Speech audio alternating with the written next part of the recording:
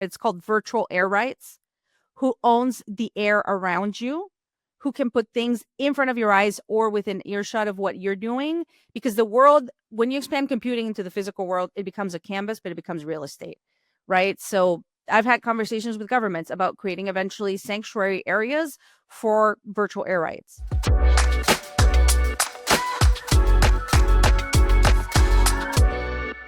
What's up, everyone, and welcome to another episode of the AI Download, the weekly show where we break down the biggest news stories of the week happening in AI, plus give you insights into the future. I'm your host, Shira Lazar. I'm the CEO and founder of What's Trending. And let's just say I've been covering digital culture since you could post relationship status. It's complicated on Facebook. And a big thank you to our sponsor, Hivelighter, your AI-powered reading assistant that serves up smart, personalized insights so you can spend less time scrolling and more time doing. Check them out, please. We wouldn't be here without their support. And coming up on today's show, from customer support disasters to startups aiming to automate every job on Earth, plus why your soft skills are your superpower and how AI could help save endangered species. But first, we've got our special guest today. She's not only talking about the future, but is part of creating it. Cathy Hackl, who's a globally recognized futurist. She is known as the godmother of the metaverse and has spent years at the forefront of AI, immersive tech, and the next wave of computing. She also is a best-selling author. She has books like Into the Metaverse, The Augmented Workforce, and Navigating the Metaverse.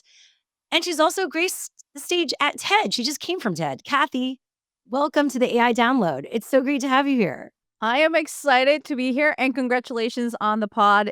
I'm a listener. I'm thrilled that you're doing this. You are so sweet. Honestly, you're doing such cool stuff constantly on like the edge of everything. Like, and I'm so excited to get into like what you're seeing next, because obviously we're talking about what's now. And part of that and having great guests like you is getting a sneak peek at, again, what is next. And we're going to be talking about that. And we're going to be talking about what happened at TED, all that stuff. Yeah, it's great. I follow you on social media, and it's such an honor to finally get to have you here. We coordinated our schedules. We made it happen. Yeah, I'm super excited to be here, and so much happening in the AI space. My goodness. Yes. Well, let's get into the AI headlines of the week so we can all catch up, because we're even saying before we started recording this, it is so hard to keep up, partially why I started this podcast for myself selfishly. And then I thought, well, if I'm having issues keeping up, everyone probably is as well. So let's get into it. So this headline comes from Fortune. A customer support AI went rogue, and it's a warning for every company considering replacing workers with automation. Kind of like everyone's worst nightmare here. Yeah. So this is an AI tool called Cursor from the company Anysphere. And this company was like killing it, okay? It was valued in the billions, 100 million in revenue since 2023.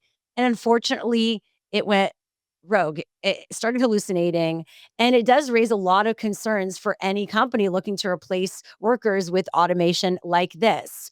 What are your thoughts on this story, Cathy? I mean, this company is basically over because of this, unfortunately. Yeah, I think it's interesting when you have systems, right? When you have these large language models that still hallucinate, that has not been resolved, mind you, and you're putting them into these, into these customer facing roles, you have to assume the risk, right? There's a risk management situation there that they didn't really think through, or whoever sold them the service didn't really advise them on. Because yeah, I mean, if I'm the customer and I'm having this call with this AI, and I might know it's an AI, I might not, and they give me a policy or sell me on something that doesn't exist, the brand, in my perspective, the company is responsible, right? Um, and I think this happened also with Canada Airlines, and they had to Oh, Air assume like, Canada, my yeah, homies, my where I was Air born. Canada, sorry, Air Yes. Canada. But yeah, at the end of the day, if I'm the customer, and the AI tells me that this is how it works, you know, I don't know. Like, I just think, I don't know, hallucinations need to be solved, and I think brands and the companies need better advisement. And at the end of the day, they're responsible for whatever the AI says to this person. Yeah, it's like I know this tech is being built and we're Mhm. learning along the way, trial and error. But when I think when you're a company that is making this much money and worth this much, unfortunately, I think you have a different, expectation, right? And Yeah, you can't make that level of mistakes. And it's also a liability. 100%, 100% liability. I mean, I don't know. Like, I kind of take the part of like if I'm the customer, right, and it tells me that it can sell me red jelly beans and it cannot, then you better sell me red jelly beans at the end of the day, right? The customer's always right, or it's customer centric approaches. So I don't know. Like, I think this hallucination problem needs to be solved if you're going to put it in front of your customers. And for those who don't know about hallucinating, it's when just like, Hmm. yeah, the AI goes, I hate to use the word crazy. It just like, it Yeah. basically, uh, it's like the screws loose, right? Like Hmm. it does not connect the dots and it goes off the rails. And I guess for so many companies that are set up, talking about customer facing AI, these chatbots, how are companies supposed to deal with this?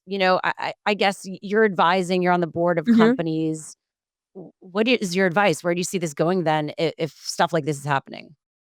Yeah, so as much as we hate to talk to bots on airlines, right? But there's only a certain amount of certain amount of things the bot can help you with when you're doing an airline change, right? Sometimes you have to talk to a human, right? And I feel like even that's annoying for us as customers, like that's the right approach.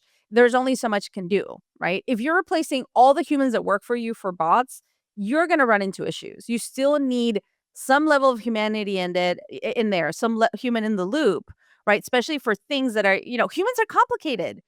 There's a lot of things and things will come up, right? So yeah, like to me, it's like there always needs to be some type of human in the loop, and then also with your legal team, this is about risk management. This is about liabilities. You need to figure out how to work the system. Like, what are the systems they use that are ready for prime time? Yeah, I feel like I could see, having a bit of a disclaimer, like, "You're about to talk to blah, blah, blah." Like, you need to reveal that this is an Hmm. AI. A lot of times, that is not being revealed and that they might say something, in order to protect yourself, like a disclaimer. And then there needs to be a moment where the AI, if it does I don't know if it could ever sense that it's having issues, that it then passes it on to a human. So these are things I feel like someone could create this. I mean, Yeah. I have the idea, people have the skills and the money. Come on. It should be obvious the solution. Unfortunately, it's not. Okay, next headline from the BBC. Could AI text alerts help save snow leopards from extinction? I love this because, Mhm. I'm all into the animals. This is talks about the WWF, the World it's not wrestling, the World Wildlife Federation. Well, it does feel like they're wrestling for survival, but yes, okay. Yes. With the help of Pakistan's Lahore University of Management Sciences, they've developed this is actually really cool AI powered cameras designed to detect snow leopards. And they actually send villagers text alerts to move their livestock to safety, offering a new way to help protect endangered species. I love this. This is a good use of AI, right? I mean, I feel like we talk about the negative parts of AI, like we even said before, but this is a good thing, right, Kathy? I mean, what are you seeing in terms of the impact of AI, the positive impact?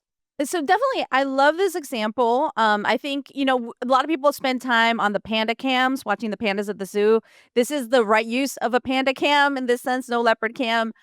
Track an endangered species, alert people around them. All these sorts of things. Actually, love this use of AI. I'm a big believer in AI for conservation. And helping with climate change. So very, very big fan. So love this. Tied to this story, Shira, is also Colossal Bioscience, Ben Lamb. Ben used to be in the XR space. Now he's in the the bioscience space, but they're using AI to do de-extinction of species. So they brought Yes, back wait, the I dire heard wolf. about this. So Mhm. they're bringing animals that have gone extinct back Yeah. through. But is that how do they use AI with that? Because I was actually talking to someone about that and having him on, and they're like, "Well, it's not really an AI story. It's more like it's a science story." It's a science story, but there are some elements of AI that they use in the process.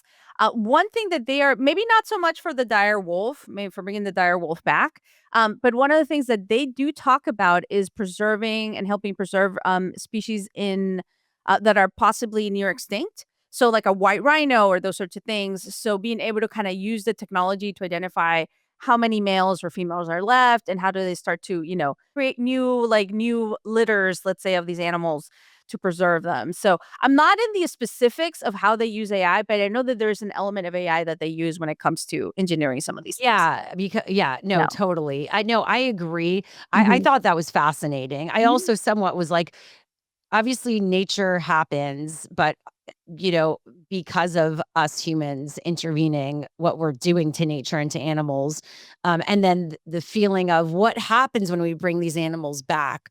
I mean, it is a good thing because we're rebuilding our ecosystem to be a healthy one, Mhm. right? And then, but then, like, I feel like the people that someone's going to bring back like a dinosaur and like weird stuff's going to happen.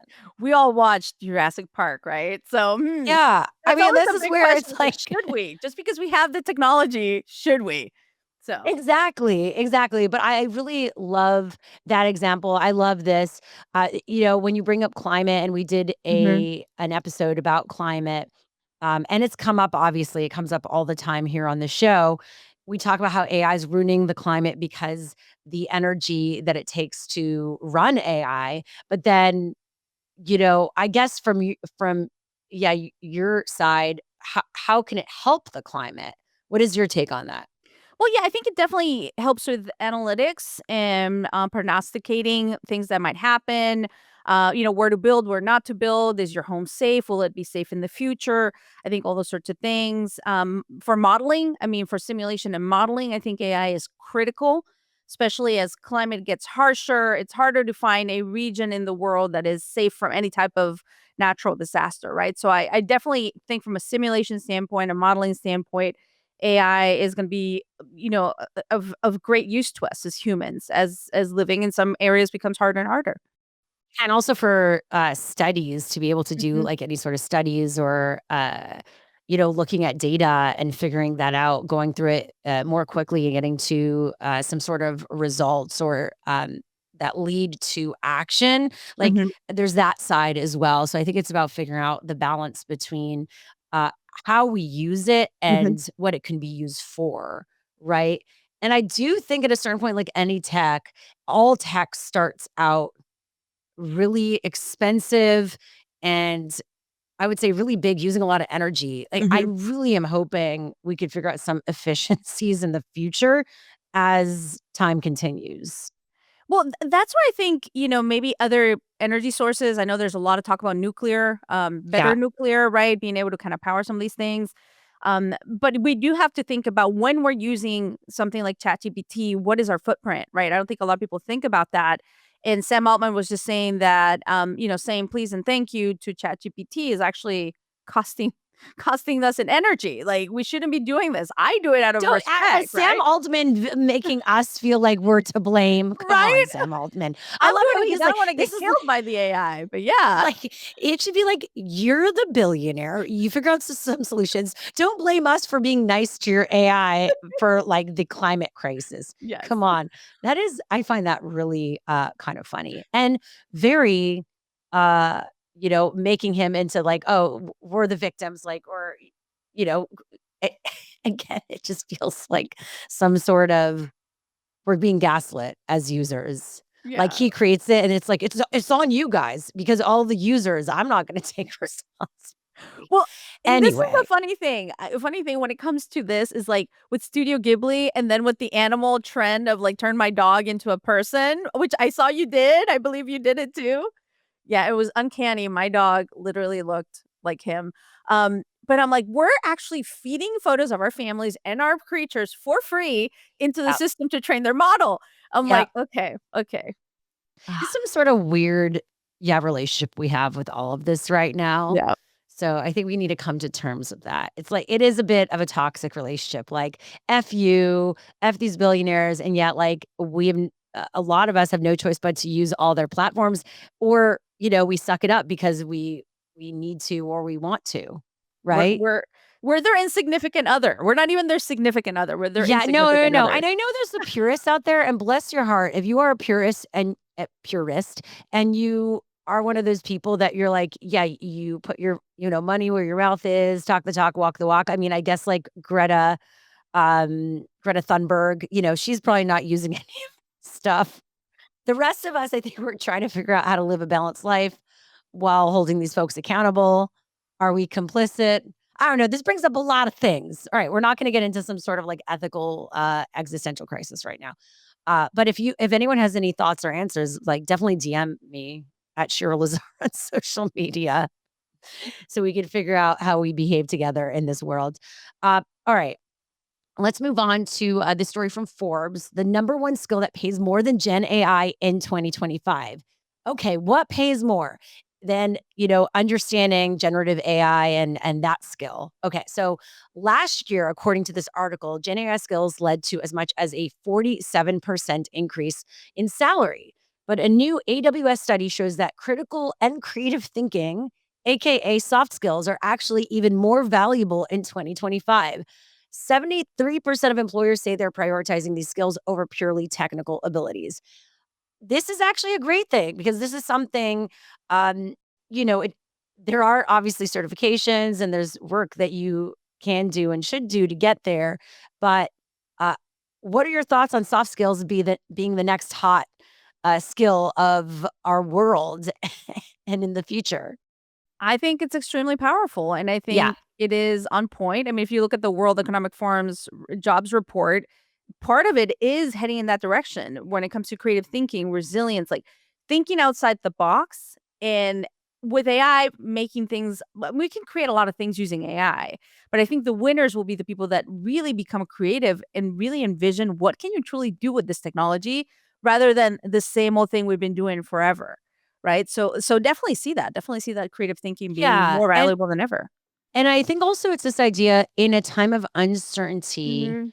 that you will need to have these skills in order to power forward and to manage yourself and the teams and the work you're doing, right? Because again, you could say, "Oh, I have an understanding of all this tech stuff," but you also need to figure out, I guess, like there's another layer of connecting from the tech to people, right? And then also, like if you're just creating things but you're unhappy, you're probably not going to create at the level that you need to, if that makes sense. So I think working on Yeah. yourself, personal growth, which leads to better critical thinking, understanding emotional intelligence, Mhm. all these things are connected to also then creating better products and existing better in the spaces that you live in, whether it be like with your family and friends or with your colleagues, coworkers, if you're a leader, if you're an executive. So I just love this. And I think that hopefully this provides you with some optimism, right? If you're like, oh, this AI stuff is it's over my head. I can't understand it. Okay, then focus on this other stuff. Absolutely. I'm all with you. I believe, especially as we head into this space where AI can do a lot of these administrative and menial tasks that we've been doing, doubling down on the human skills, on what makes us truly human is gonna be powerful. So whether it is creative thinking, whether it's storytelling, whether it's empathy, like, I feel that that is where our power as humans is gonna be, right? When we offload a lot of that clerical stuff. Yeah. As someone who's, very busy, how do you work on that stuff for yourself? Yeah, I mean, I think it's all about setting up systems, right? So, obviously, I have an assistant, but then I use AI also to help me out when she can't do tasks or stuff that I don't need her to do anymore, right? So doing that, also like the way I keep tabs, like keep get informed of news. I also use AI to try to keep me in the loop, right? It can't keep me in the loop on everything, can't see everything. I mean, it could, right? But I can't consume that level of information, not in the matrix. So definitely things like that. I mean, and just creating processes, ways to make it easier for you. One of the biggest skills I think also in this era is systems thinking. And I think it was Ali K. Miller that mentioned that is systems thinking. How do you start to create these workflows, these systems that work for you and allow you to be more productive, happier, healthier, etc. Oh, systems thinking. So, Mhm. yeah, Allie K. Miller, if you don't Mhm. know her, she's a go-to woman in AI doing great work. Check her out, follow her. But yeah, what does systems thinking mean to you and how could people apply that to their lives right now? Yeah, it's thinking through multiple ways that you can create systems that work for you, like whether Yeah. it's workflows, whether it is ways to optimize certain things for you. Like systems thinking can be company wide, it can be industry wide, company wide. It can be for me. It's a very personal thing, right? Because I work for myself, so I create systems that work for me, right? That enable me to have it to move things faster. From a corporate standpoint, is being able to think of like, how does our company work? What are the systems in place? How do we make them better? How are all the systems interconnected, right? And how can we use AI to make systems connect to each other better and communicate better? So, Yeah. so there's a whole, I mean, there's a whole level of systems thinking that needs to go into this. Emotional intelligence wise, I mean, where do Hmm. you start? The latest book I've bought and I'm excited to dive in, listened to him on Jim Quick's podcast, Keith Ferrazzi, who's also a friend. He wrote Never Eat Alone, which was a, you know, big book, New York Times bestseller. Now he has one called Never Lead Alone. And I Mm, actually bought it for me and my team so we could all read it. And it just includes all these ways that you can get into, um, you know, basically working together as a team versus leading from the top, right? And I think yeah. that part of that is understanding also building empathy, compassion with the team, being vulnerable as a leader, all this stuff. Check it out. Never lead alone. Yeah. We should get it. We're going to get into, I think, a whole episode on what emotional intelligence means in an age of AI. So I stay love tuned for that. that. I love that Yes. because we're seeing smaller and smaller teams, right? So that idea Yep. and the concept of hundreds of thousands of workers under one CEO, I think you're gonna have smaller companies, and with the smaller companies comes more emotional intelligence and empathy. Yep. So very relevant. I definitely think Yep. so. Mhm. Next up from TechCrunch, a famed AI researcher has launched a controversial startup to replace all human workers everywhere. Talk about clickbait. I mean, this is Mm, so typical Silicon Valley. Like, let's go to the extreme yeah. of what we can do with a company and then get all this press. But I guess we're also platforming this person. So, famed AI researcher Temeh Besiroglu, sorry if I mispronounced that name, has launched Mechanize, a startup with the goal of achieving full automation of all work. The company is initially targeting white collar jobs, estimating a global market opportunity of over 60 trillion annually. Kathy, what is your take on this? Is this even, I mean, I guess this guy is going to try to be a real company. I mean, clearly there's an opportunity, but come on. I mean, this is what I think. When I see something like this, it is definitely, clickbait.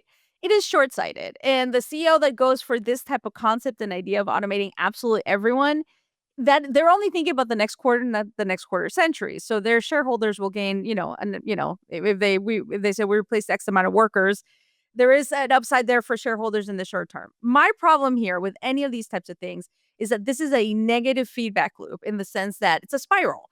If you replace all workers and then no one has money to buy your service and product, and we don't have UBI, then who like then what's gonna happen to your company in 25 years? I'm concerned. Like, who's gonna buy your car and your product if we don't have UBI or there's no one working? Explain that to me. That is so true. It's the one obvious thing I, for some reason, haven't thought about. Yeah. Yeah. So, I mean, and I feel like, okay, is this possible? Like, this is feeding into everyone's fears right now, which obviously he knew. And he is a famed AI researcher. So maybe we should be taking him seriously. Should we?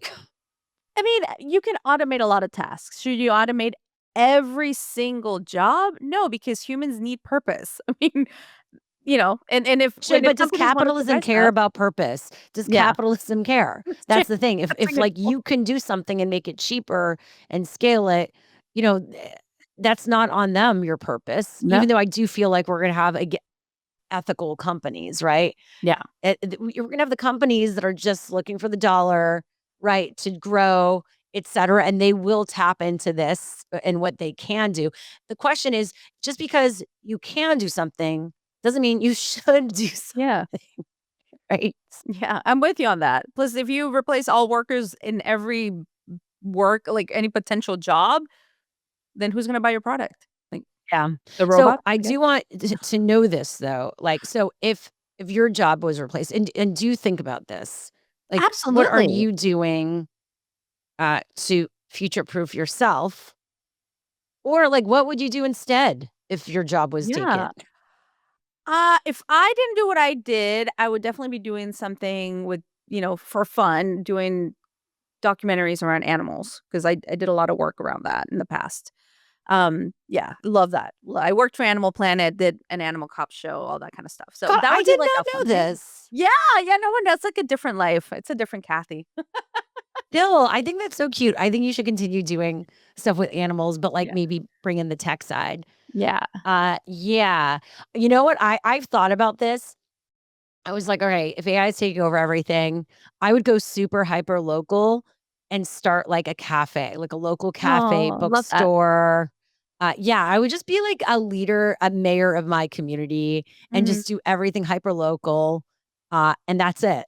And, yeah, take, the food from local farmers, have my spot where everyone comes and they feel like it's home and, yeah, connect. That's I my plan. I love that. I think my current plan, because I'm not gonna go out and do the documentary thing, um, is I'm gonna double down, at least on Instagram, you're gonna see a lot more of my content focus on, human relationships, dating, love to start off, and technology. I'm launching something called the Tech Intimacy Scale, to figure out where you are on the scale. How are you using tech to connect better with your partner, and how are you using it in level 5, which is the lower level, it's like total isolation. So for people to kind of figure out, because if you don't measure where you are on it, you can't try to reach the better parts of the scale. So yeah, that's what I'm focusing on. That's cool. So you see, you can use tech Mhm. to help you connect with and like intimacy and all that. Because I know you, and I wanted to get into this after our last headline, but you did do this tech dating thing at TED with AI to try to match people to each other, which makes sense. You have a bunch of smart people at TED. You would think, oh, you have common, I guess, I don't know, values and you're at similar levels maybe and Mhm. you care about the same things. So why not meet and date? You would think there's a lot of matchmaking that would happen. But maybe we're attracted to the opposite. Like maybe people that go to TED and are in the spaces we're in, like we don't want to match with the exact same person. I don't know. I'll tell you, I kept hearing on the stage, in the hallways, at parties, we met at TED, or I found my significant Yeah, other at true. TED, or we got married because we met at TED. So it's like, what is it about this group of people? Because it's creative thinkers, right? Thinkers that Like-minded people, yeah. like-minded people. So I was like, okay, as a single, I got divorced a little while ago, so I'm a hopeful single. I was like, I'm going to take destiny into my own hands and I'm going to run this experiment. So I used something called the Matchbox algorithm and ran this experiment to see if people could match a TED using technology, right? Not just meeting in the hallway. And yeah, it was interesting. I had 9 people sign up. It was mostly women, of course, because women tend to do that more. At least sign up for the experiment. We had 2 couples that matched. One of them had like 100% match, which is crazy. That means they answered every single question the same. Um, So you had what were the questions? Oh my gosh, there were like 25 different questions. There was Okay. something like, would I die to save a loved one? Or, would I break up a friendship over political beliefs? Or like there were a whole bunch of myriad of questions, right? But one of them had 100% match. And this is the funny part, Shira. I found out later that they had actually met the night before they didn't know they were doing the experiment, and there were sparks in that relationship. Yeah, wait, and did they end up continuing? I haven't followed up, but maybe? You I'm didn't guessing they follow have. up. So this is so cool because yeah, like I feel like dating apps, and we've talked a lot about dating apps on this show, are a bit just feel like they're antiquated right now. Like a lot of people just don't like the dating apps. And so is there something else that could come up that feels just better and that allows you to connect with someone? Like imagine you did create something. This is where we're in the middle of headlines, like we're coming up with products together. But imagine you did create something where, uh, you're like, "Okay, can I" including at events like South by or Mhm. conferences where you could use it, answer those questions, see who you match with, and then, like, date from there versus the apps where you're seeing people's pictures and all this and, like, the bio. I just feel like all of it, and I'm not, like, a dating app person, but Mhm. it just feels Yeah. hard. It's not It really working is. for a lot of people. As someone that's on the dating currently, I would say I don't think the solution to the dating apps is more AI or my agentic AI dating your agentic AI and deciding that we're meant to be together and then we show up and we don't like how we smell. Like it's just there's a level there of disconnect between the tech and the humanity. So I love the idea of using these technologies to create IRL events where people can figure out if they match. Or, and I've written extensively about this. I even pitched a startup last year.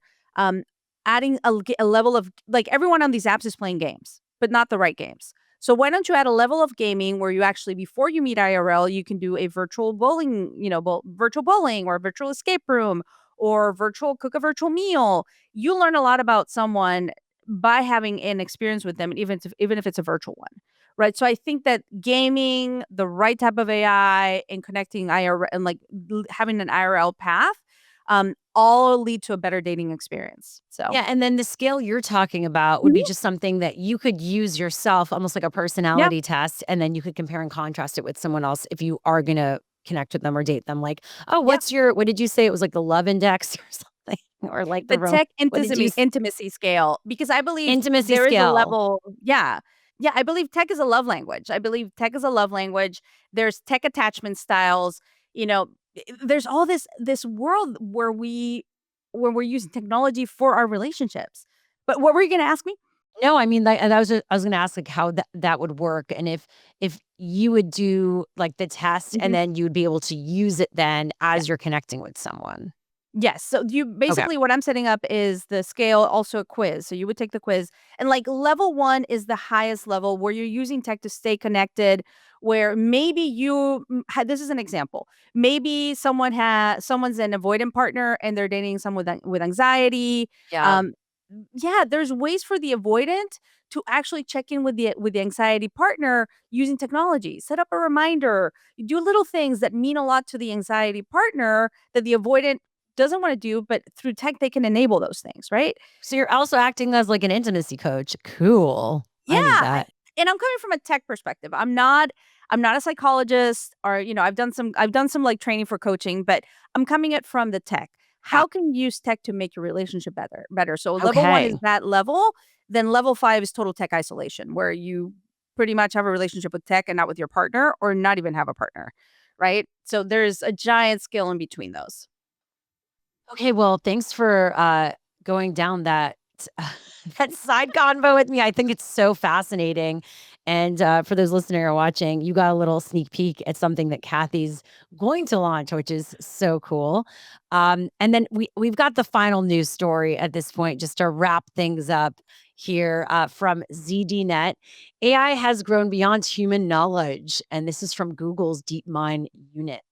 So, DeepMind researchers have proposed a new approach called streams, allowing AI to interact with environments and learn from experiences rather than just relying on human generated prompts. So, this could unlock new, never before seen capabilities beyond today's AI models. So, how do you feel about this streams approach? Isn't this just Gen AI? It is Gen AI, but I hate to break it to Google, Magic Leap had already thought about that. Yep, So yep. why are they getting all the attention around this right now? It's like, well, they announced it obviously, or they They called it announced it, something it's Google, streams. they're leading in the AI space, but when I was at Magic Leap, one of the components was, I can't remember the term, but the term had stream in it. It was like your live stream, and it was related to how you were using this, technology. Spatial computing includes AI, and how are you using it to live your life, and it would keep a record of all the things that were happening. So yeah, like, it's interesting to me that they're using this term again. Yeah, I mean, the reality is, and I have to side with Jan LeCun here from Meta. He said, "We cannot get to artificial general intelligence or super intelligence, however you wanna kind of parse that term, through just large language models. You're gonna have to use new models and new architectures." And I truly wholeheartedly believe that that's the only way path forward if you're gonna get to some level of AGI or super intelligence, right? Or Yeah. same, whatever we end up calling it, right? Um, so yeah, I think you will have to create these new things. Have they been created yet? No, they're being worked on. So I'm not sure what Google's play here is, if it's focusing just on large language models. They're gonna need large vision action models and world models and all these other new architectures. So right now Yeah. it is Gen AI. So, Yeah, because like, yeah, in the future, your AI could go off just like an assistant mhm. and do things without a prompt, right? It's like Yeah, it's they could see something before you ask it, right? yeah, Before the prompt yeah. and Especially with and newer handle it. hardware, newer interface, like neural interfaces or glasses or things monitoring whatever. Like, yeah, your agent will know if you're, if you're having anxiety or, like all these sorts of things. So I don't know. Right now, mhm, is it real? Is it like the path towards AGI? I don't know. Yeah, I just think that it's a lot of companies announcing a lot of things just to stay ahead and, get the headline compared to the other companies, stay in the news, right? So anyway, those are some of the AI headlines of the week. I hope you learned something. There's a lot going on. Again, futurist Cathy Hackl is with us today. We've been talking about AI and dating and all the new stuff she's creating. So I guess big picture, I know for you, you talked about what's next, but what's next? Like Mhm. everyone, the buzzword is AI, and we were in the NFT and metaverse space together too. You've been working on so much cool stuff from VR in the past. I mean, again, you were always on the cutting edge. So, what should people be looking out for next? So here's what I'm seeing, right, from the place I stand as a tech futurist and as someone that actually builds some of these things. Is several things. I would say the future is multimodal and multi-agent. So multimodal is multiple inputs, not just language, right? Not just words. Um, and here's where I think it gets interesting is when I look at the future of where AI is going from generative AI into agentic AI, which is the moment that we're kind of going into, to physical AI, where AI actually is useful to us in the physical world. um, we are gonna need new hardware. So the moat around the software is getting smaller by the day, right? So there's all this software. We can build almost anything nowadays with software. So if you're an AI startup and you're creating software, there's a chance your moat is very small because any moment now, OpenAI can launch something that kills you, right? So that moat around the software is getting smaller by the day. I believe the bigger moat will be around hardware, whether it is humanoid robots, autonomous vehicles, drones, virtual beings, smart glasses, like the ones you're wearing, but obviously smart, right? Whether it's smart Yeah. glasses, AirPods with cameras, connected jewelry, all these sorts of things. That is where the new data will come to train these newer models. They need an insane amount of data about the physical world or about what you're doing, about you personally. So I think the new mode is coming in the form of hardware. That's why OpenAI is, filing trademarks for smart glasses and VR headsets. That's kind of where it's going. That's why Google's back in the XR game. That's why Meta's doubling down in their hardware era because these new devices, this new hardware, whether it's robots or glasses, is going to be the way to get those new inputs to create these new models and architectures. Yeah, I love that. But, in the reality is even with the Ray-Ban glasses, Mhm. which I think were the Meta Ray-Bans were probably the best version of this. You could have phone calls, you can, um, take video, pictures. In the future, it will be able to see something and give you information about it using the Meta AI. But, you know, I don't even wear those glasses all the time, Mhm. right?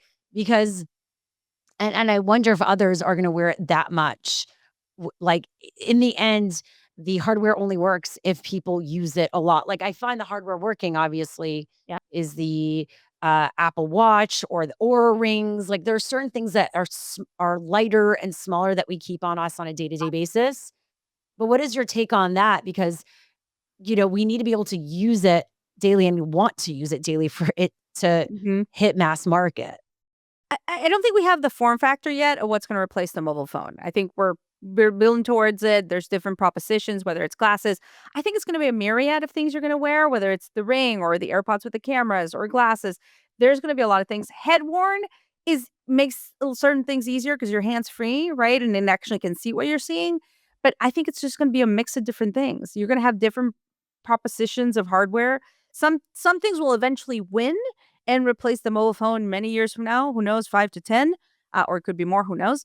But yeah, I think it'll be a myriad. I don't think it's only glasses, though. I think it'll be different things altogether. So, You have anything that you use right now that is a go-to thing for you? Not really. I mean, I've got Ray-Bans, I've got my Vision Pro. I mean, I don't use my Vision Pro out in public, right? But yeah, I mean, I pretty much my phone, but I am keen to kind of see how it all starts to kind of come together. Definitely, hoping and wishing for the AirPods with cameras because I use AirPods all the time. So if they're scanning my physical world and can give me context, basically what I want is something that gives me a layer of context in my physical world. So Wait, so your AirPods you put in your ear would have yeah, cameras? they would have cameras. So basically, they would be knowing where you're walking. They'd be scanning the physical world. They would know, okay, around the corner is the coffee shop she really wants to go to, right? It's already tracking your where you are positioned, right? But or maybe you had talked to, maybe it knows that you're hunting for maybe it knows you're getting married, hopeful thinking. And it knows there's a flower shop around the corner that has the orchids that you really wanted for your wedding, right? And it'll be like, "Oh, by the way, Kathy, well, you're turning here, but you might wanna stop at the store because they got the orchids," right? So, adding that layer of context to my physical world, I think is extremely useful. I wonder, just like ad pop-ups and everyone's like Mhm. hates pop-ups, if that's gonna be starting to become a thing. While we always say, like, "I wish there was better discovery around things," and like, "Tech could help me, if I'm here, then what would I like there?" We say that, but then the reality of it is it feels very disruptive. And then I find people, like, again, turn it off, or we say, "Oh, Facebook is listening to me," or whatever, "Meta is listening to me." Then I get ads once I talk about something. And, like, so why are we're surprised when that happens, or we're not surprised these Yeah. days, but then a lot of people don't like it. So I wonder if there's gonna be a bit of a backlash around that, or, like, we start using it and then we say, "Oh, I don't really like this." I There sometimes wonder that. Yeah, spend an insane amount of time thinking about this, and it keeps me up at night. Does not keep other people up at night, but it's called virtual air rights. Who owns the air around you, who can put things in front of your eyes or within earshot of what you're doing. Because the world, when you expand computing into the physical world, it becomes a canvas, but it becomes real estate, right? So I've had conversations with governments about creating eventually sanctuary areas for virtual air rights. So yeah, that's a whole other podcast that we could do, but What? very serious, Mind very serious. blown. That was a mind-blowing moment. Mhm. How do you spot what is gonna be part of the future? Do you have an approach or a strategy? I don't know if I have a specific approach. I mean, I do traditional strategic foresight where I look at, trends, mega trends. I look at, what are the second and third order effects of something that might be happening, all these sorts of things. But I think for me personally, as someone focused on tech, it has a lot to do with going places, meeting people, trying out the technology hands on or building the technology myself. And that's how I start to be like, "Okay, this is real. Like, this I can see where this is going in the next couple years." Yeah, so there is that level of strategic foresight and scenario planning, but I think for me, on the tech side as a tech futurist is actually being hands-on.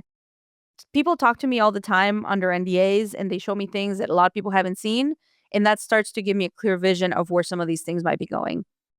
Yeah, I like to tell people because I joke around I'm a futurist that likes to live in the present moment. I feel like in a different way than you, but I'm definitely always aware of what's coming and playing around and, seeing where the attention is going. And the people that are typically part of the future, if you see what they're doing, then you can kind of recognize it. Mhm. But then it's also like, how do you get ahead of that and be that first person to talk about it before others in a way? But there is a bit of this like instinct Yeah. part of it, right? Where it's just like an art and it's just kind of what you do. Yeah, it's just I think for me, it just comes naturally. Like, I'm Yeah. naturally curious, and then I feel like people trust me as well, so they tell me things. Like, I'm always surprised at the things they tell me sometimes. I'm like, "Wow, okay, that's what you're working on."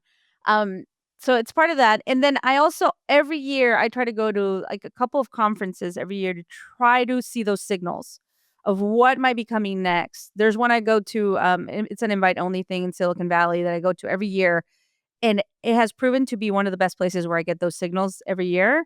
I can't tell you the name, but I get my signals there. I get some great signals there year after year. A lot of people are wondering these days, and we kinda got into this, but, like, how do you stay relevant in your career right now? Whatever you're doing, teacher, exec, or even someone in a creative field, what do you tell folks, and how are you managing that yourself? Yeah, I mean, staying relevant, I think right now, and Chingy just said this, niche becomes a new mass market. So community, like what you're doing with this podcast and building the community, that is critical for that future because I think at the end of the day, like, well, the future is not going to be about millions of followers. It's going to be about curation and who trusts you, who believes you are an authority, who believes what you're saying, right? As AI takes over more of that stuff, who can truly trust what you're saying, right? So I think that's part of it. And I think for me is remaining a content creator in my ethos and in my being, putting out content, putting my thinking out there, doing that more and more, but also seeing where things are going. And like what I'm trying over at Instagram with technology and relationships is part of that approach of how do I do something new, right? How do I create another version of myself that uses what I know to help humans? Right? So you won't see that much about it on my LinkedIn, right? But you will see that element of like tech and humanity and relationships in my Instagram also, because that's where that what that community wants from me. So True. Although, yeah, like I wonder if you would ever put it to your LinkedIn, right? I mean, LinkedIn is becoming this new social network. yeah. And even, typically I would talk about the news and obviously things related to my work. And then they're also now promoting videos around kind of workplace memes, right? Or like Yeah. sketches. Like, what would you do? What are the red flags of, an email? Or how do you stop a passive aggressive team member? Like Yeah. stuff like that I see happening a lot now on LinkedIn. I don't know. God save us. Right. So again, we're seeing AI interact or intersect with everything these days. Education, creativity, healthcare. Where do you think we're most underprepared as a society? I think when it comes to this is the concept that I call the future of the family photo. Think about what the future of the family photo looks in 2035, right? So if you look at the Jetsons, the picture had the family, but it had Rosie, the robot, right? In my vision, the future of that family portrait will include some type of robots that are in our houses, whether they're servants or whether they are companions or whatever. Like that's up to everyone's All of choice. them. I hate the word servant. Like, what about like Yeah. helper, supporter? Helpers. You go. Alexa helps me. Alexa, yeah. Um, yeah, but it'll also include holograms of friends and relatives that might have passed away. It's gonna be a really interesting who you think is family and that concept of companion and friend is gonna be really interesting in 2035. So, yeah, I'm thinking through the future of the family photo. What does that look like? Who's included in there? What does it include? So Whoa. So with that, and I love that concept, like of okay. just understanding that to help you frame what's next and also where you might want to play. I guess like how do people best prepare in this moment? One of the things, and I think you say this to all your listeners, is like use the tools. Whatever the tool is useful to you, get in there, use them. Not don't just use ChatGPT to create an email. There's so many tools. You can go create a website, you can create an app, like create things, sit down one night and think about what would be the craziest idea you would want to create and try to see if you can create it in your spare time. Try to see if you can build it. There's so many tools to be builders now doing that kind of stuff, getting with it. Like I've learned by building. Like I've learned by being in the trenches and doing things that are hard. They're less hard now. um, but yeah, I would say that's one of the ways you prepare. And then that one, and then I believe also staying connected to the people that matter in your life, the humans that matter in your life, doubling down on community, whether it's that coffee shop you mentioned that you could do in the future, or whether it is the community that you serve with your podcast or or your channels. So How do you get over the hump of fear or when you feel like you're not ahead of something? Like you feel mhm. like you're a bit behind. Have you felt that way in the past and how do you move past that? I have. I definitely have in the moment when the metaverse kind of crashed. I mean, my identity was really tied to it. I had a kind of a reckoning of like, who am I? What am I doing here? Right? What is my purpose? So, thank heavens I'm, I'm a tech futurist, so I'm able to kind of like do other things. But I definitely had that. And I think a lot of people will face that right now with layoffs. I think I'm hearing from a lot of friends that are getting laid off that they had tied their identity to their job or their career. And now they're like, who am I? Right? So I think that there is this moment of there are these tools. There are these tools that can supercharge you and make you become an augmented worker, an augmented human, and you can actually go and create a lot of these things without having to get funding or having to be, work for Meta or AWS or whoever it is. So it, it is a moment of dread for a lot of people, but also a moment of hope if you embrace the tools. Yeah, what do you do just to double Mhm, down on yeah. that because, uh, that's a huge part of w Mhm, why I do what I do and where I'm at. I went through this over a decade ago when I was fired by CBS News. I mean, that's a mhm. whole story I'll get into, and I'm writing, like, in on social in my book and whatever, but, I had to face that when I was in my late 20s. I was forced to, and it was very early on, for many people. So, kind of when I would talk about these, things, Yeah, people were like, "Wow, she's going through it," but now it's nice to see that everyone's but not that I like seeing yeah. people hurting, and in pain, but I do feel like it leads to greater purpose, and so hang in there. Uh, I'm here for you. Please slide into my DMs. But I guess in that moment for you, what do you do though, right? Like, how do you move through that to get to the other Mhm. side? You find a way to reinvent yourself. You find a way to kind of reclaim who you are, regardless and separate from your career and from what you went to school for. Very important. So as longevity increases, as we live longer, we're going to have multiple careers. Like you and I have already had multiple careers, right? So think about that. It doesn't have to be you don't have to be only the version of you. There's going to be multiple versions of who you can become, so reinventing yourself, be open to change, be open to exploring new things. I would say that's one. And then my biggest thing is like, it's 2025. It's the year of the snake, right? In the Chinese calendar. I always joke and I say I shed skins every couple of years. Think about that. What is the skin you're going to shed? What is going to be the new thing you're going to become? So yeah, I do believe there is an element there of believe, like sulk and feel bad and go through all the stuff you need to feel, but then think about what comes next for me. Who do I want to be? Right? And what do I need to do? Who are the people I need to talk to and connect with to become that next version of myself? So And yeah. by the way, ChatGPT can help you with that. If as long as you unload what's going on and everything about you, it can actually help direct Mhm. you and coach you through that. Just Yeah, saying, yeah. I've tried it. It's definitely helpful. If you had a billboard for the future, what's the message you'd put on it, Cathy? The future belongs to those who actively build it. The future does not belong to the troll on X that is just writing comments from an anonymous account. It comes from the people that are actually like you and me creating things in the trenches, believing in this and really getting down and dirty, whether it's in the code or whether it's in the community. That's who the future belongs to those people. I truly believe it. And before we wrap, let's talk about a tool that you're using or keeping your eye on. I love to wrap the show with that because there's so many tools out there. Is there something, yeah, that is top of mind for you?